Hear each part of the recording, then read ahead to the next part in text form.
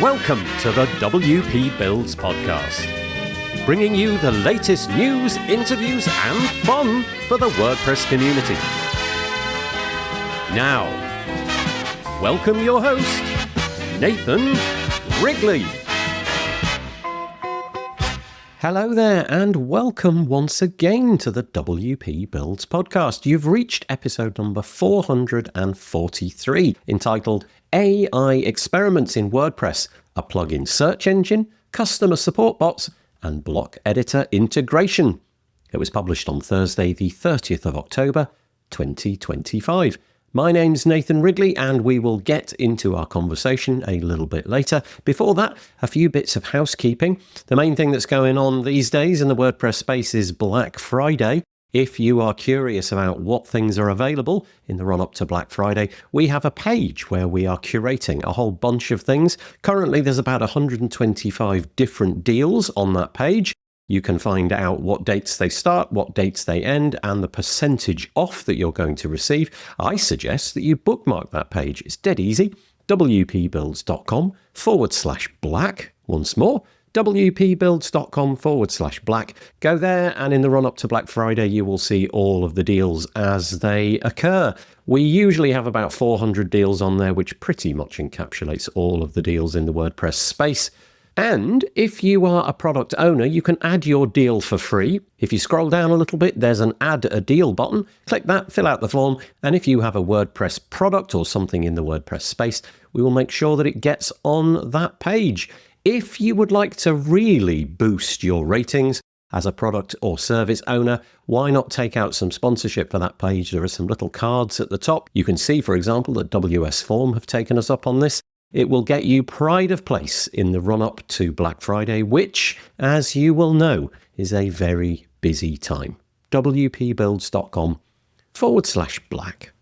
If you'd like to advertise on this podcast more generally, and you're going to hear from a few companies that do just that in a moment, head to wpbuilds.com/advertise to find out more. The WP Builds podcast is brought to you today by GoDaddy Pro. GoDaddy Pro, the home of managed WordPress hosting that includes free domain, SSL, and 24/7 support. Bundle that with the Hub by GoDaddy Pro to unlock more free benefits to manage multiple sites in one place, invoice clients, and get 30% off new purchases. Find out more at go.me/WP Builds. We're also helped out by Bluehost. Bluehost, redefine your web hosting experience with Bluehost Cloud. Managed WordPress hosting that comes with lightning-fast websites, 100% network uptime, and 24/7 priority support. With Bluehost Cloud, the possibilities are out of this world. Experience it today at bluehost.com/cloud. And we're also joined by Omnisend. Omnisend, do you sell your stuff online? Then meet Omnisend. Yes, that Omnisend. The email and SMS tool that helps you make $73 for every dollar spent. The one that's so good, it's almost boring. Hate the excitement of roller coaster sales? Prefer a steady line going up? Try Omnisend today at omnisend.com. And thanks go to Bluehost, GoDaddy Pro, and Omnisend for their continuing support of the WP Builds podcast. Remember, if you'd like to join them, wpbuilds.com/advertise.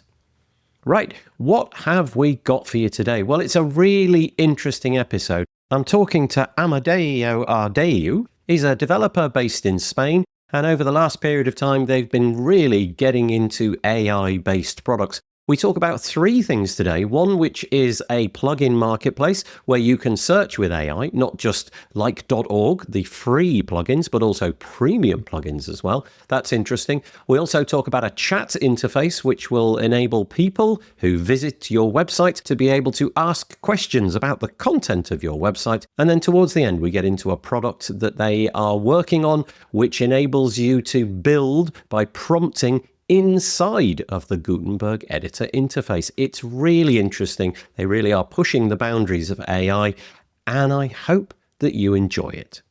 I am joined on the podcast by Amadeo Ardeu. Did I get that right? It was almost perfect. Okay, well, yes. Can I go with almost perfect? Is that okay? Yes. I had a few practices before we began, and that probably is good as it's going to get. I'm really intrigued by this episode. We're going to talk about a whole bunch of stuff. I think it's quite likely, dear listener, that there's going to be one or two bits and pieces in here that you will not have heard of before. And some of them, especially the one that kind of reminds me of, it's like AI injected into your Gutenberg interface, is particularly interesting. I'm new to a lot of it as well, so I'm going to be exploring with you. So before we begin, would you just mind introducing yourself? I don't mean anything particularly long, just a quick bio, who you are and how you've ended up dealing with WordPress and so on. Well, I am an industrial engineer from Barcelona, Spain, and I have two partners, so we are three in our company that its name is Sirvelia, that we started almost 10 years ago. And since then, we've been developing custom plugins for other customers. And recently, 2 years ago, we started developing some, let's say, AI experiments in the WordPress ecosystem.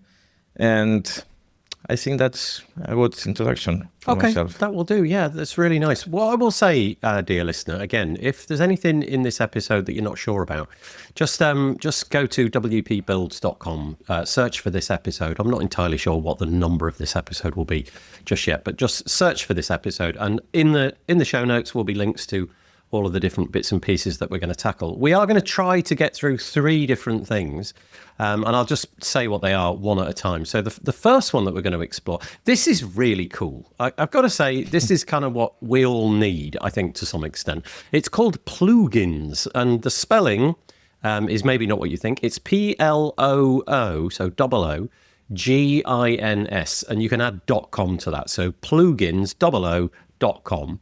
And it's almost like the repository for WordPress for plugins, only there's a few little twists and turns which make it a bit different. Do you want to describe how this would be different than going to wordpress.org? Because there's quite a bit to unpack here. Yes, I think the easiest way to explain it is like using Google for searching plugins. Nowadays, in Google, you use almost natural language. I mean, you are not really using really keyword-based searches anymore. You remember back in the time when we used to quote things, use pluses and minus within the query? So it's more than that, really similar to Google. So just to say it differently, it's a search engine that understands natural language and converts natural language to plugin intentions or plugin features or plugin needs from this query, and gives you plugins that hopefully solves that problem that you are writing. So the idea is that you go to plugins.com. I'm actually looking at a results page at the moment, so I'm quickly going to eradicate that and get back to the sort of main domain. So you go to plugins.com and you're presented with basically a blue screen with what you'd expect from Google back in the day. There's one text field really, and instead of it being a very short query, you can write in your own natural language, and so you could make that a full sentence or a paragraph full of sentences. And the idea being is that you ask plugins which plugin would be the best match for the set of criteria that you've got. Oh, I don't know, you need a form plugin which has the capacity to upload images on the front end, and then plugins will go off, and I presume you're connecting to some API endpoint of a some AI agent out there. You wait a moment or two, AI is not as quick as Google would be. It has to do a little bit of thinking, but you type in and then you get a bunch of search results back. So my first question is, I'm using English because that's the only language that I speak. How applicable would this be across all languages? For example, if I speak Japanese or French or whatever it may be, am I okay to use it with those? It may give you different results because in the WordPress directory, plugins are sometimes also written in other languages. I mean, the native, or let's say the primary source of the plugin. I mean, also the title. But it will work for, let's say, the majority of languages out of the box without anything else to do. The thing is, the website, is in English. So even if you search with Spanish, let's say, you will get the plugins in the English version. Okay. But yes, it works with all languages because AI, as we know, is is designed to understand any language at this point. That's so curious, though, that you can just begin typing in any language and it'll just kind of figure it out for you. That is remarkable. So I'll give you a quick idea. I wrote one sentence, and the sentence that I wrote was a plugin, so in quotes, a plugin which offers the ability to customize the WooCommerce checkout page. I thought that was a kind of query that maybe a bunch of people might want to do. That could have been much longer. I could have been much more specific, but that was the thing that I wrote. And I pressed return and I waited maybe 10 seconds, something around that length of time. And I got 19 search results back. And I won't tell you what they are, but they're the ones that I kind of expected. Being in the WordPress space and obsessing about WordPress, these were the ones that I would have expected to come back. Now, what's curious, though, is the way that you surface these. So as an example, you'll give the title, you have a link to the plugin page, you've got a link to the playground page, all like .org would have at the moment.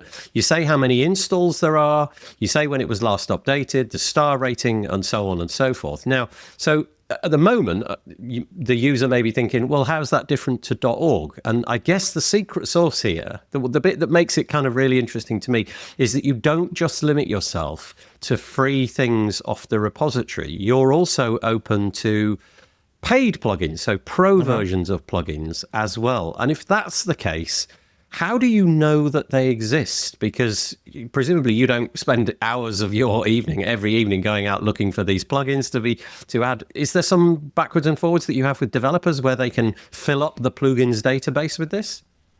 Yes, we ask developers to submit their plugins in the platform.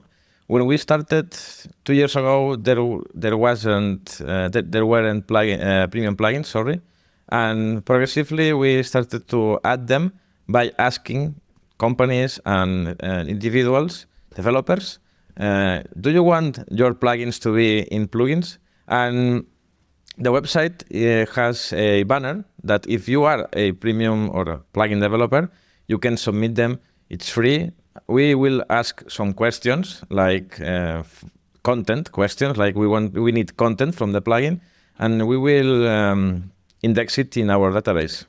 So yes, plugins gives you both community and premium plugins for the queries. The challenge here for ourselves and for anyone who tried to build a search solution would understand is how to rank things or how to order them, because we are at the moment, we are mixing things. We are mixing community plugins. We have some data from them, but I don't know how many active installations this specific premium plugin has. Yeah. So we have to be creative and to find a way to adapt these formulas of ranking formulas, let's say, for the project. It's like a challenge. It was a challenge at the moment. Yes, it was. Yeah, a challenge. and if you think about it, it's a challenge that Google have been trying to crack for the last 20 years, and they're still tweaking their algorithm. Keep doing it. Yeah, yes. exactly. It's never going to come to an end, this one.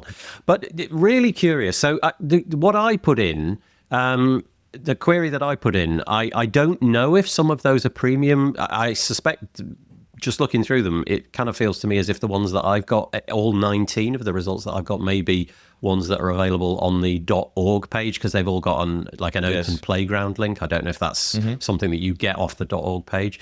But there's also kind of faceted search as well. So, for example, I can check a box and say, give me the ones that will work only on the latest version of WordPress, so whatever the current state of WordPress is at the moment.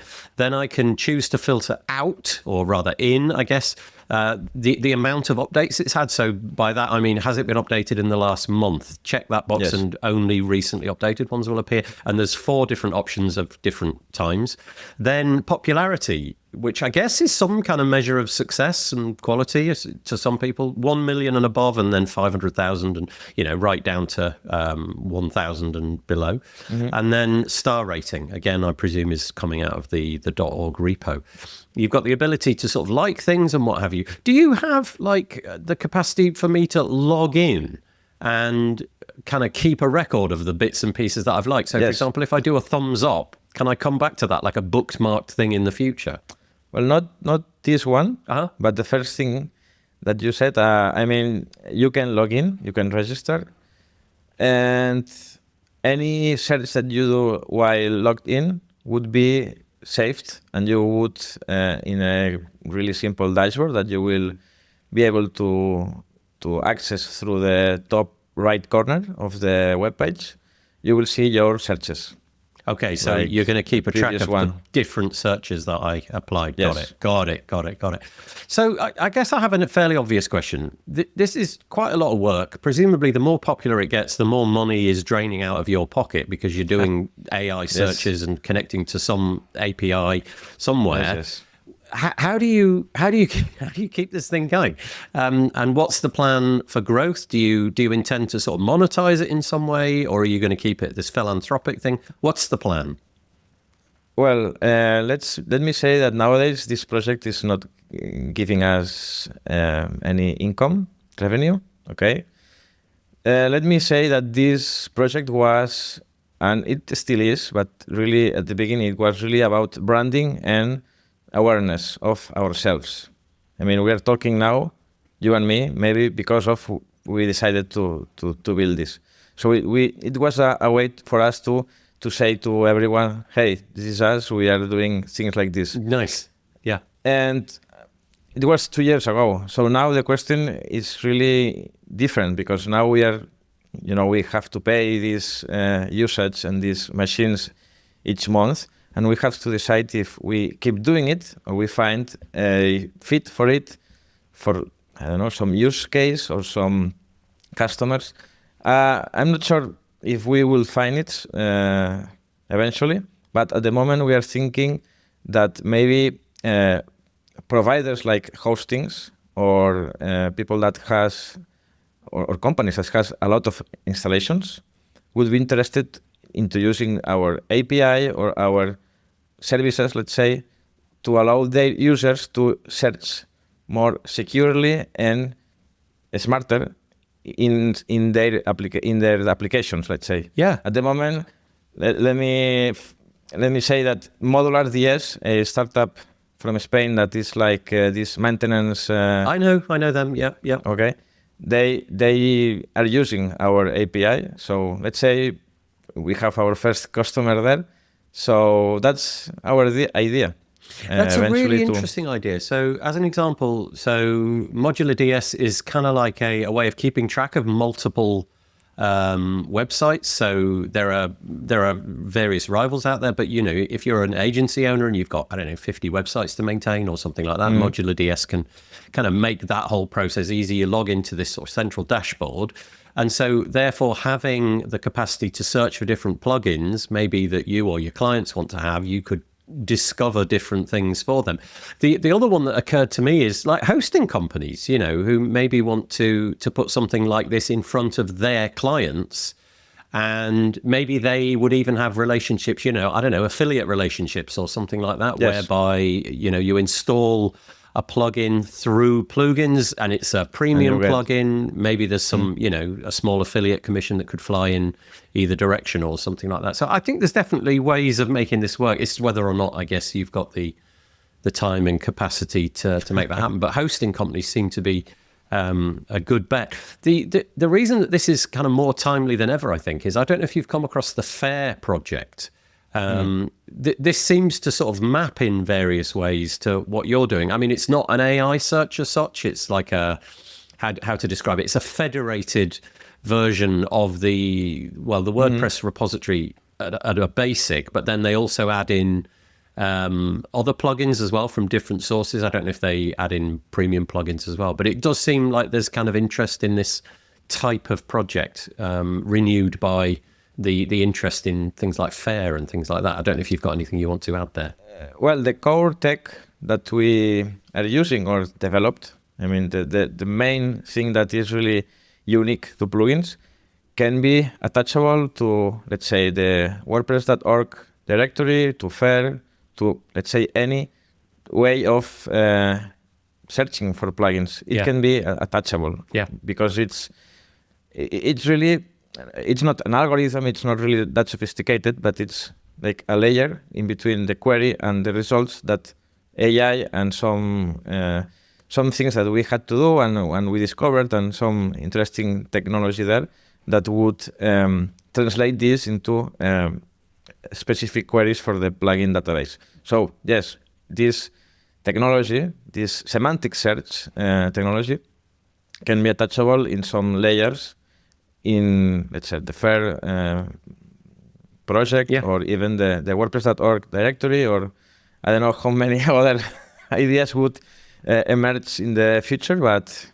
Well, yes. The thing that strikes me is if you go to WordPress.org, you know what you're getting. You're going to get whatever their search algorithm is. And actually, the WordPress.org search algorithm is available. You can actually inspect what that algorithm is. It is, it might look impenetrable, but there is logic, and you can see what that logic is. But when you start looking for something premium, you really are relying on a search engine at this point. And so you're going to find out what Google offers you, and who knows what the heck is going on there. But I like the fact that this puts free and paid ones in the same interface. I think that's why it's so interesting, because you'll be able to see things that are free alongside things that are premium. And I just think that's a really unique offering. I think that's really credible. The thing is, I think our mistake through these 2 years, one of them is that we actually don't know at this moment either where to focus, or where to, let's say, feature the project. I mean, as you said, the interesting thing is that we have both community and premium, but I don't know. I don't think this is really featured in the project itself. I mean, we have not a lot, but we have some things working on the project, in the platform. We have an API also. We have a WordPress plugin also that gives you this experience inside your own website. But we may have to think about how to present this to the people. I mean, which is the best part of it? Is it that we have both community and premium? Is it the filtering? I don't know. We have to maybe to continue validating it, and maybe changing how to tell the project. Yeah, and I mean, with any marketplace, you need revenue to keep it going as well, don't you? You need to figure out a revenue model in order that your infrastructure can stand up and you can pay the bills for that each and every day, because you presumably you can't just keep going on a philanthropic way forever. I know, but for now, for ourselves, this is paying off. I mean, we are getting more visibility. We are talking to people. I suppose we would have a difficult time to reaching them. So, well, I don't know about the future, but at the moment, it is giving us opportunities. Yeah, well, there you go. And if that's what it gives you, and that you're happy with that, well, bravo to you. That's brilliant. So I'll just read the URL one more time. So it's plugins, PLOOGINS.com. So there's one of the three things that we were going to discuss today. Now, the second one, let's because I had sort of like, I wasn't entirely sure which way around we'd do it. Let's go for Join Chat. So fantastic URL, by the way. If you're going to name a product Join Chat, getting the URL join.chat, pretty cool. I'm not sure if that was freely available, but you did well capturing that. So join.chat, and you're going to see there, this is billing itself as increase your profits and support teams' productivity by automating 80% of customer queries. Maybe that'll explain to most people kind of what we're doing, but do you just want to roughly sketch out what this project is? Yes. Maybe people would already know about Join Chat, because Join Chat is a community plugin, like a free plugin.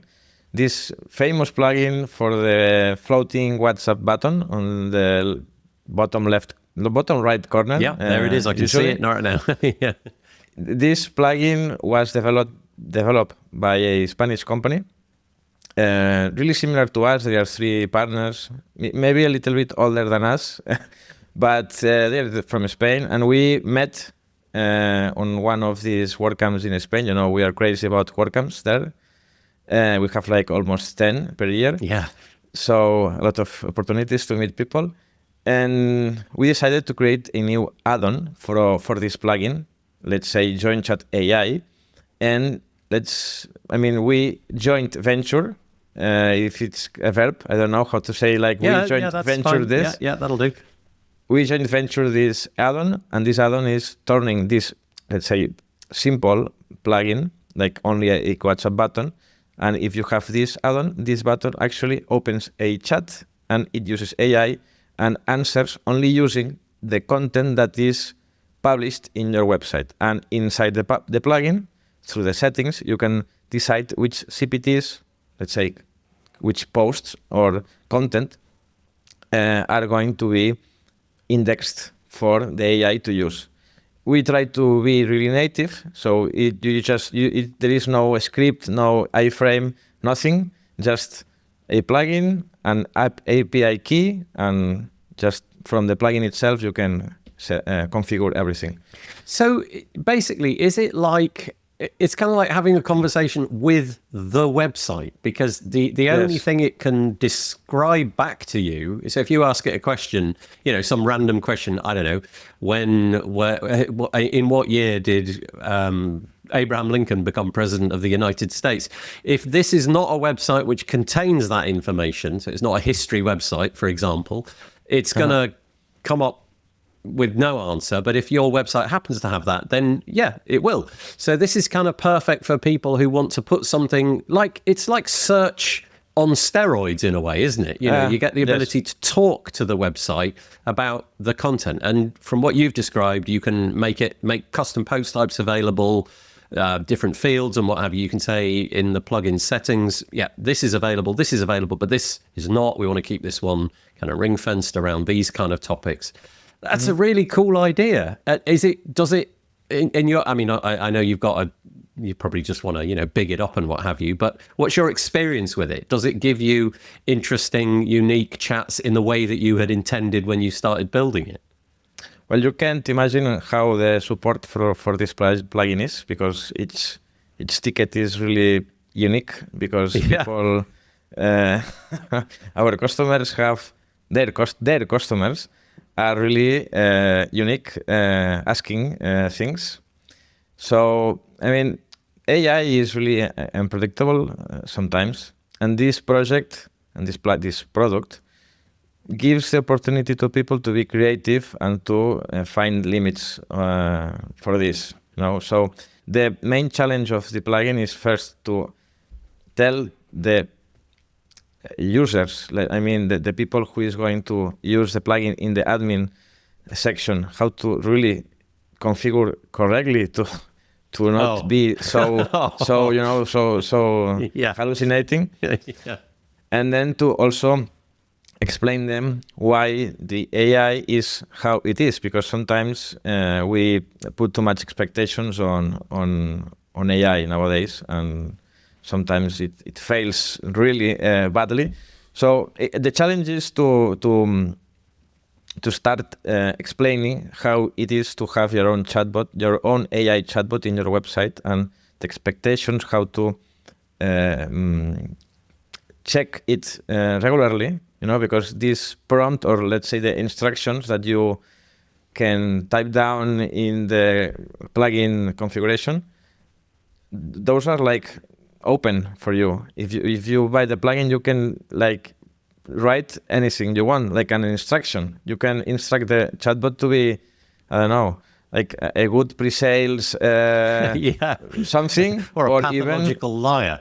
Yes. So it's like giving you a weapon and then having support for that weapon, So I don't know if that answers your question, but it's really interesting, because although the interface on the screenshot that you've got is, I presume, in Spanish, there's English text next to it. So I can see the settings screen, and there's a chat ID, which I presume is, maybe like an OpenAI key or something like that. And then there's this section where you can give it, there's a couple of fields where you can give it guardrails, if you like. You tell it what it is that how you wish it to behave. I was wondering, though, if you provide context that is not available in the plugin settings. So, for example, do you wrap around it your own context, which might be something along the lines of, when you provide a response, make sure that you only look at the sources that are on this particular domain. Do you add any of that?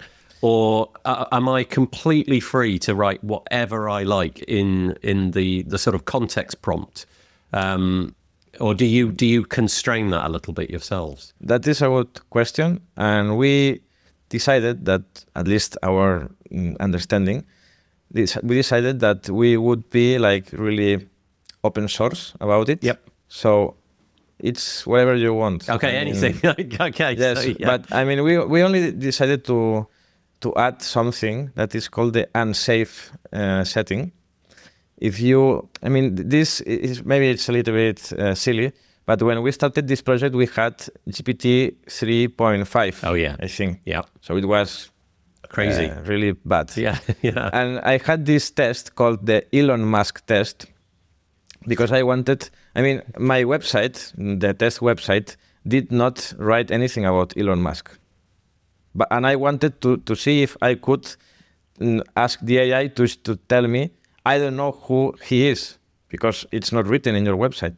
So we managed to, how do you say, to not allow it. Yeah, like AI, persuade it to go off in, to not yeah. tell me who he was or who he is.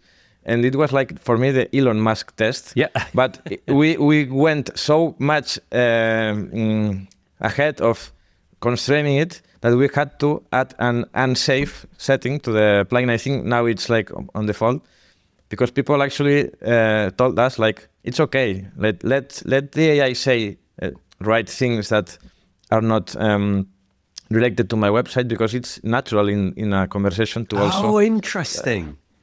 But they are paying. I mean, Yeah. our customers are paying the AI telling, writing things that are not related to the business.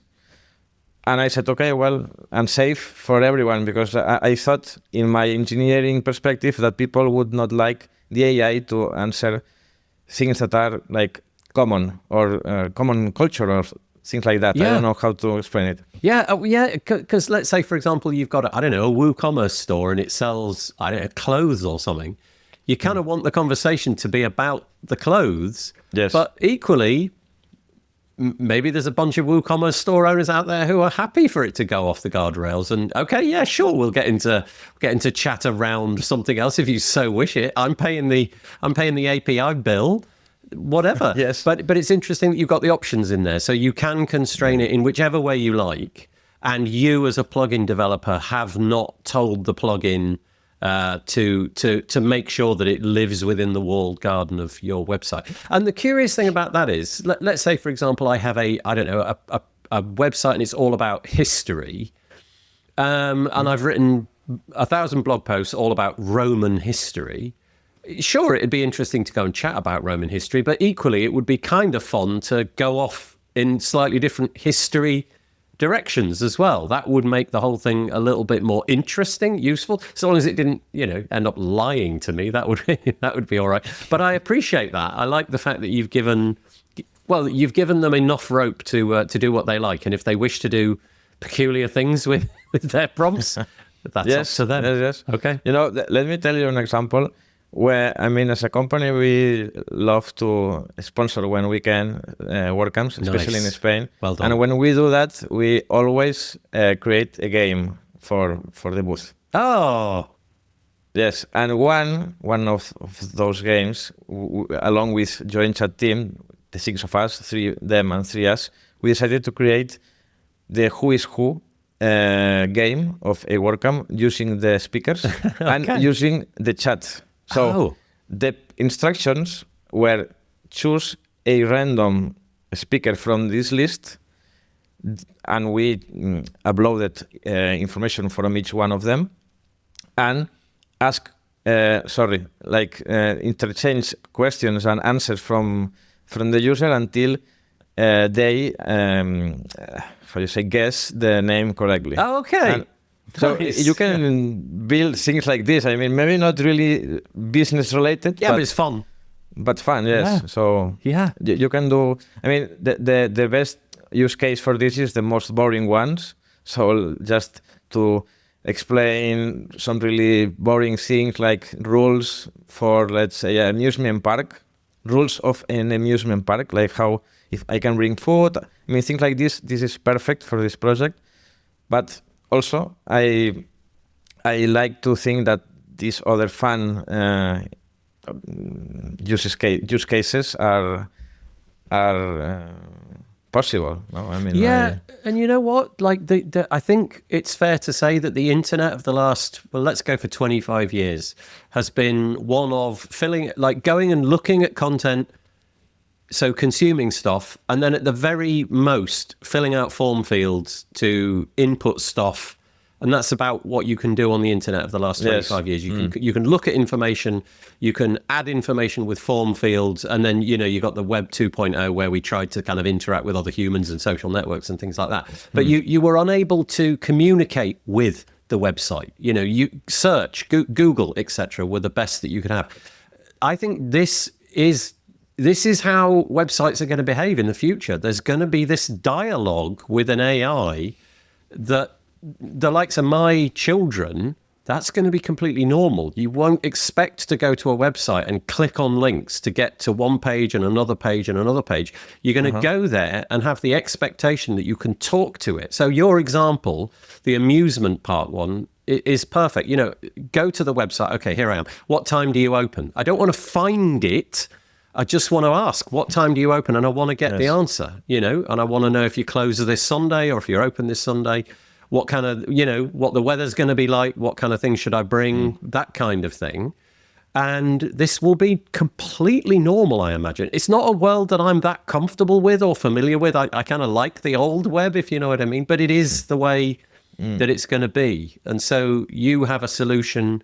It enables you to add a chatbot, like the intercom widget that you see on a billion websites out there. You've got the little bubble at the bottom right-hand corner. You click on it and...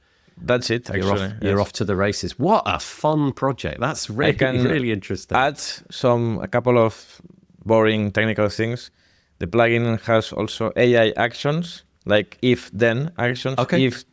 If the AI thinks that the user is asking for a human, we will show the WhatsApp button, for example, or show a calendar link. You can just decide things, you configure the if and then. We also have webhooks to send data to CRMs and so on. Oh, nice. And we are now working on this WooCommerce integration. And we are thinking like having carousels and add to cart buttons directly in the chat. I'm not talking about so innovative things, but nice to have things in this chat nowadays, because it's, as you say, the way of interacting with the website. So also how to buy things in your store if you ask for them. Yeah, that's really interesting. So as an example, you may set a condition of, I don't know, so this is a really blunt one, but you've asked 4 questions. If you've asked 4 questions, pop up an email capture field or something like that so that you could send it to your CRM, because clearly this person is slightly engaged. They're kind of warm. They're a warm lead. So capture their email information, send it off through a webhook to, I don't know, your CRM or whatever it may be. And then in that way, you've got another channel to capture information, or who knows what that might be. Okay, so that's really interesting as well. So there's conditions that you can force into that conversation, if you like, as well, and steer it in different directions. Okay, so there we go. That was join.chat. Again, links in the show notes. Those 2 projects, absolutely fabulous. But this last one, I think, is going to be probably the most WordPressy one of all, especially if you're into the block editor. Now, I'm gonna look at my notes here so that I pronounce it correctly, because it's not that straightforward for me to pronounce. I'm sorry. So Suggerance, I think. Suggerance? Yes. Okay, good. I'm going to spell it because it's probably easier to remember this way. So SUGGERENCE.com. SUGGERENCE.com. If you go there, you're going to see what it's all about. But maybe if you append that URL with Gutenberg.suggerance.com, you will end up with, I guess, Playground or something. I don't know exactly what I'm looking at there, but it feels like I might be in a Playground instance or something like that. This is super cool. I've had literally 10 seconds to play with it, and already in 10 seconds, I could totally see, wow, what the heck? So if you were to go there, you'll notice that you're in a completely blank, let's say, post screen. So you've got the Gutenberg interface, we're all familiar with that. But look at the bottom right of the screen, and you will have a what looks like a form field to fill out, and it's saying, tell me something to do, basically. So I said, what all people on the internet do: write me a post about cats, and then add in some cat images. Okay, great. It did that. Took about 15 seconds. It gives me a nice rundown of what it's doing at this moment in time. So it says, I'm thinking about the image. I've gone out to Openverse to find the image. I'm now concentrating on the text. I'm writing the text. And it did it. And then I said, okay, I don't want the image there. Put the image above the paragraph. And it did it. Okay, and that's where my experimenting ran out. Pretty basic, I know. But the point being, I'm in the Gutenberg interface doing all this. It's not like this new thing that OpenAI have launched where you got this new Atlas browser where it's using, I don't even know what that is, like a Chromium derivative or something like that, where it's trying to do this thing overlaid on the top, and it tries to grab the cursor and move the cursor to the appropriate bit. This is all doing it inside of the Gutenberg interface natively. This is pretty clever. I don't know how deep you are into this project, but just tell us what your intention is, maybe what the idea is. What's your roadmap? Where are you trying to go with this? Let me try to answer. We spent 1 year working on a project that nobody saw. I mean, maybe a couple of people. It was not Suggerance. It was called SiteMate. And it was a non-MCP agent. And we were like, it was a nightmare. We had to research a lot of things, like even train an AI model for intent recognition to understand what the user wanted. And when we decided to end this project, it was this year on WordCamp Europe. We were in our booth and we decided, well, people are saying good things, but we are seeing some problems also. And this MCP started, this MCP trend, as we know now, that is really staying for everyone. Hot. It's really hot, yeah. So then I think we had that much of frustration during that year that we spent like a couple of weeks to like focus on creating something, and we were like brainstorming, like you can imagine, like really drunk brainstorming, not drunk, really like literally drunk, but like really, like a storm. And eventually we decided, I mean, we talked about a lot of things that I'm not going to tell you now because it would be like really long now. And at the end we decided to focus on the most native and also the most challenging aspect of WordPress nowadays. And we thought that is the block editor. And also, and luckily for us, the block editor has a good, let's say, it's not an API, but let's call it an API, a way to interact with it. It's nice, and we can actually do it in a client state, inside the browser. Yep. So, and we decided each day that it was a good idea, and we kept telling ourselves that it was a good idea, and eventually we said we may spend a lot of time again, and maybe failing again, not failing, but deciding to stop. So let's start experimenting and showing the experiment from the first day open to the public. And that is that website that you mentioned. It is an experiment.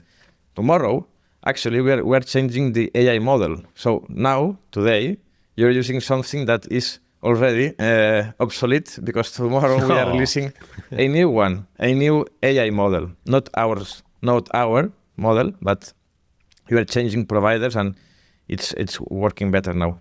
So it's a work in progress project. I don't know where it would end. We are thinking about monetizing it, obviously. There are a couple of ideas. You could use your own API key from, let's say, Anthropic or OpenAI, or you could pay us, like the cursor model, pay us, and we would use your credits to pay the providers and keep some percentage.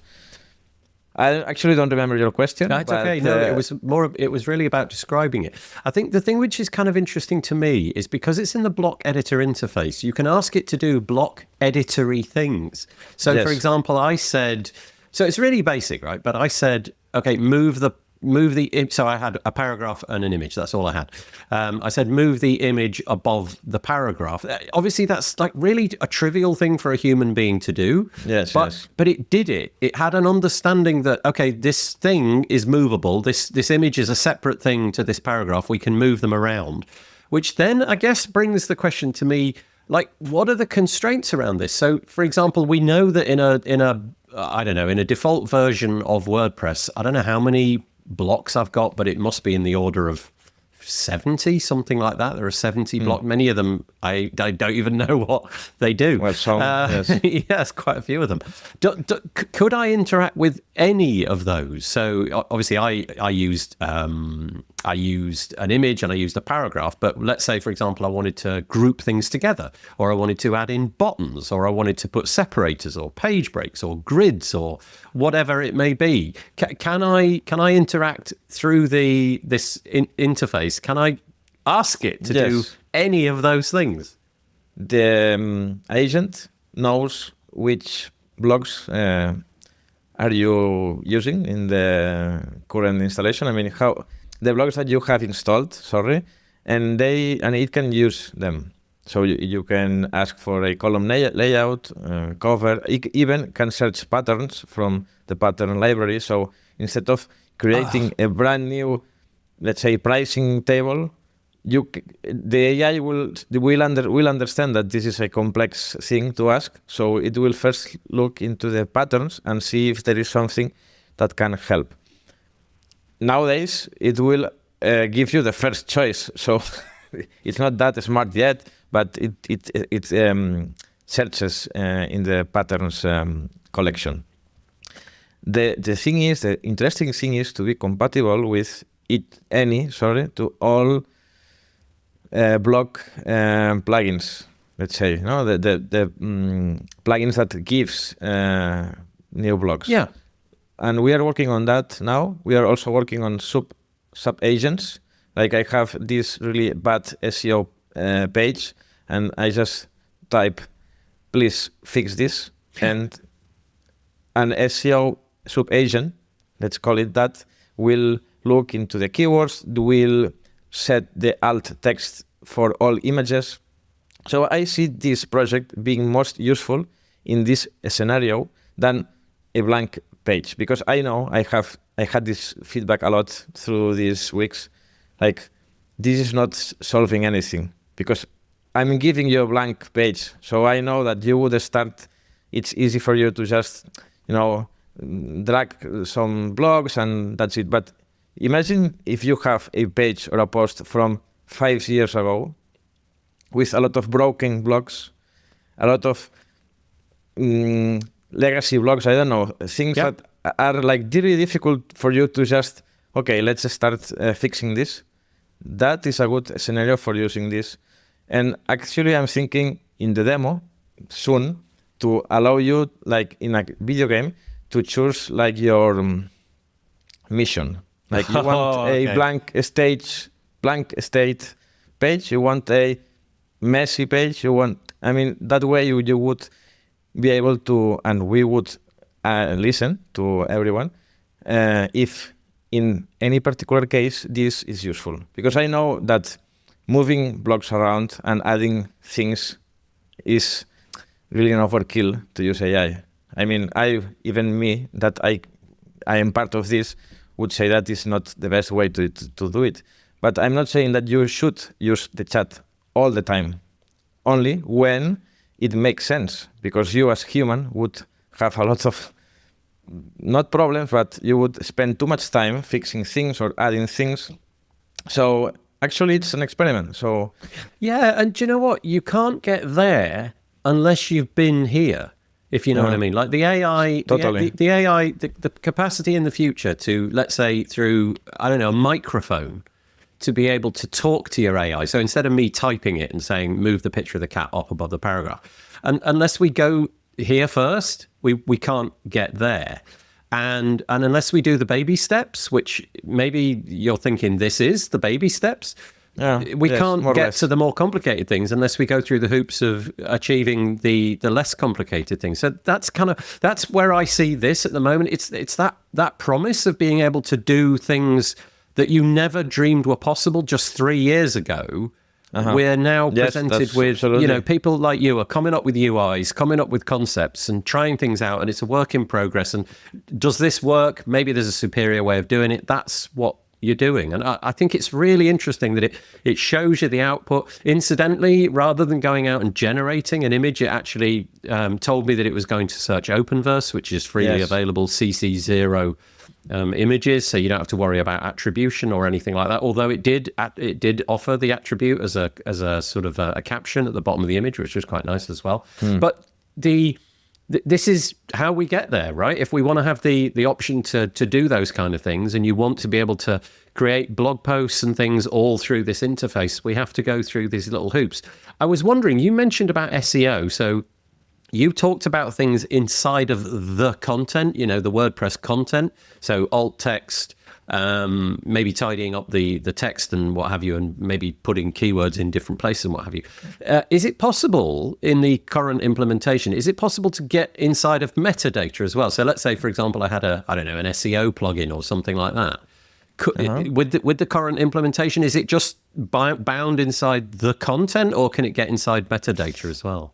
At the moment, it only works. I mean, it only knows the current content from the current page. But at the bottom part of the chat, there are some buttons. I see those that sometimes are forgot.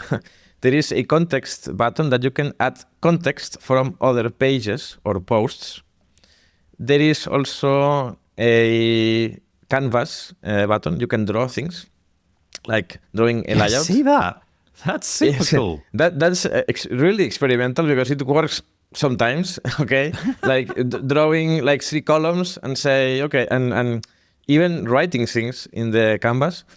It also has a microphone. So we are adding this is like for us it is like a sweet moment because we are engineers, we are creative, and we have this unexplored feature like using a chat to build a Gutenberg page, and we are just having fun. So we are adding things, we are shipping things that may be broken. I'm sorry, but it's okay because we just want to see if they resonate with people, if these things are really like impressing WordPress community.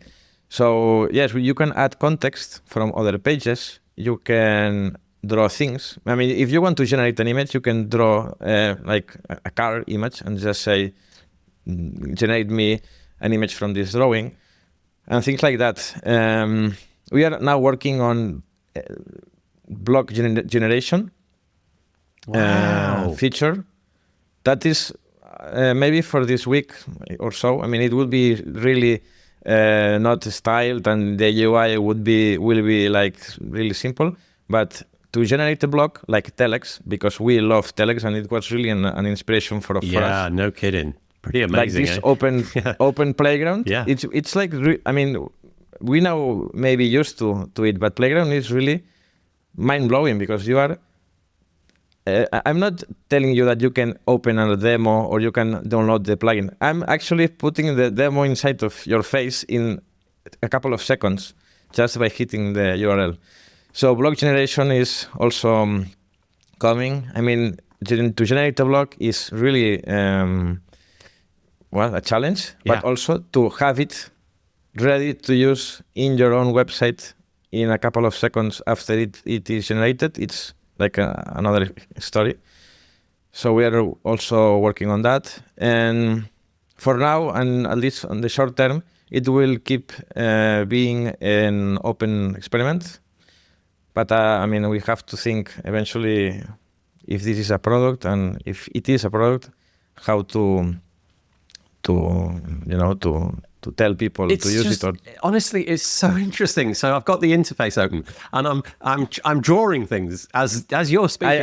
I'm drawing. I was seeing things. you that you were just distracted somehow, and I suppose like distracted in the best possible way. So I tried to draw out some columns, and it didn't give me what I was expecting, but it was kind of like I could see it was the feedback that it was giving me. It was exploring like patterns and things like that. It was going in, seeing if there were patterns that were adjacent to it. Because I was distracted, I wasn't doing a very good job with the drawings. So they were all like really wobbly, and there were no straight lines or anything like that. So maybe it would do an interesting job if I tried harder. But like, what the heck is that? Drawing things as an idea to create structure within a website, just like drawing a basic line drawing and thinking, wow, okay, there's a chance I stole that idea from my conversation that I had in a WordCamp, that someone told me that it was so easy to build nowadays with Gutenberg because he draw some layout and ask Claude or OpenAI to do some, I don't remember, to do some scaffold or some boilerplate for it. And I thought, well, that would be interesting. And we just did that button, but it's not that, it's unpredictable, as you said. But I think if we manage to get it working for almost all the time, for all cases, it would be a really interesting way to create layouts in Gutenberg, because let me say one quick thing. I know people say Gutenberg or the block editor nowadays or traditionally is more useful for writing posts, but I do really think that Gutenberg at some point will be really a good solution for layout also. Yes. Yeah. So let's add some tools when it is. Maybe it is now, but when it is even better to be a layout solution, more tools for people to feel that they need to use Gutenberg. So this project for us is also a way to feature Gutenberg in our humble way. Like Gutenberg is awesome. So let's say that. Let's build this. It's really interesting because I did this. I basically tried to I basically drew a square and put a line down the middle of it, kind of trying to imply give me two like a left and a right, two containers, if you like. Okay. And it wasn't able to do that, but it did come back and it gave me useful telemetry saying that it was kind of getting there. So it said things like, it didn't say exactly this, but I'll give you an idea of what it was saying. That it's kind of thinking that I might be going for a 2-column layout with like perhaps for a hero section, maybe there would be an image on the left and a button on the right. And it's saying that the proportions might be a 50-50 split. Honestly, I just drew a square and put a line through the middle of it. And it kind of intuited this kind of stuff. And then it's asking me, just collaborate with me a little bit. Give me some more intel. In fact, it says, please provide a descriptive input so I can assist you from here. So it's got a handle on what I'm doing. And if I wasn't talking to you and I was applying more concentration to what I was doing, this is amazing. I've said this into the podcast a few times, but I think it was 2017, I attended a WordCamp in London, and there was a guy from Adobe there. And the guy from Adobe was stood on the stage and he was talking about the era in which you would communicate with your website in this manner. And he was saying, You'll say, give me a picture of a cat, not that cat, a different cat. Okay, can I have a button underneath it? No, I want the button to be red, not that red, a slightly darker red. And I remember thinking, this guy's making it up. How is this ever going to happen? And here we are, like less than a decade later, and here it is. It's just like this kind of stuff is creeping in. And this time next year, it'll be insane. Yes. What we can do. So yes, I mean, building products with AI nowadays is really risky. Yeah. But at the same time is magical because first, if the first one that is impressed by this is the one who is building the solution. The first time it actually does the things that you thought that it would do, that moment is like, it's difficult to describe because it's like creating the magic yourself, and you are creating that. Yeah. But Yeah, also yeah. on the other hand, on the other hand, it's really sometimes not frustrating, but it's really hard because people, and I mean myself also, we are used to this magic nowadays. Yes. So it's really difficult to impress people. I mean, maybe now you are impressed a little bit. Tomorrow, this drawing thing that you tested is not impressing you anymore. So it's like really the impressing window is really small now. Like you need to keep doing things to impress people. Don't you think that's the kind of crazy making thing about this? In that, like my 8-year-older self would have looked at what we can do now, and I would be like, wow, we're in Star Trek. Yes, We're living like in some kind of science fiction world, and yet now I'm completely used to it, and I'm waiting for the next adrenaline hit. The next thing to come along. We are addicted. And we've kind of like we had for years. We had this kind of Turing test as the measure of when an artificial intelligence could be, it's kind of human level, and we broke through that probably 2 or 3 years ago, and nobody seemed to notice, and everybody then just went, well, the Turing test was a bit of a silly test, it turned out, and yet we were holding on to that for ages. It is miraculous. You've got to check this out. So I'll just read in the URL again. So if you go to, probably the easiest thing is Gutenberg.suggerance. Let me just make sure I'm pronouncing that correctly. Yes. Suggerance, SUGGERENCE.com. Go and check it out. By tomorrow, it'll be a different version, so you won't get that. But literally, yes, it will be. Yeah. I'm not joking. Maybe worse. Yeah, maybe I'll draw the square and it'll totally grasp what I'm on about straight away.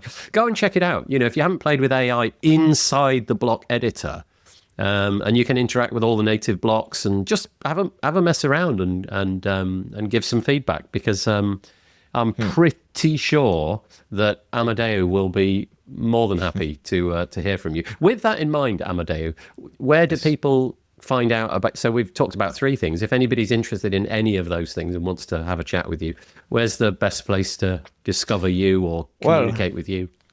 A couple of months ago, maybe more than a couple, I started to being visible in the social media ecosystem. Now I am really active on X or Twitter. So I think for people, if they want to know more about what we are doing, because I try to share daily things from this project and a couple of more things. So on Twitter, yes, or X, sorry. Myself as my personal account. So that would be the best way to follow what we do, and obviously to send me some messages if. Okay, that's perfect. Questions. When we end the call, I'll get your handle and I will put it into the show notes, so that anybody that wants to follow up can do that. What a pleasure! That was such an interesting foray into 3 totally different things. So we've got a plugin directory powered by AI. We've got a sort of chat with your website system powered by AI, and then we've got a really fascinating project where you can just chat with the block editor and see what the heck it does. Just what a powerful lot of things. So thank you so much for chatting to me today, Amadeo. That is fascinating. Yeah, have a nice day. Thank you. You too. Okay, that's all that we've got time for today. I hope that you enjoyed it. If you did, head to wpbuilds.com, search for episode number 443 and leave us a comment there. Well, leave us a comment there. Even if you didn't enjoy it, we would certainly appreciate that. Just a quick reminder that we've got our Black Friday deals page, wpbuilds.com/black. If you would like to get your products on there, hit the add a deal button. And don't forget the sponsorship cards, which you can find at the top of that page as well. We'd love to get you in pride of place in this very busy time in the run up to Black Friday. The WP Builds podcast is brought to you today by GoDaddy Pro. GoDaddy Pro, the home of managed WordPress hosting that includes free domain, SSL, and 24/7 support. Bundle that with the Hub by GoDaddy Pro to unlock more free benefits to manage multiple sites in one place, invoice clients, and get 30% off new purchases. Find out more at go.me/WP Builds.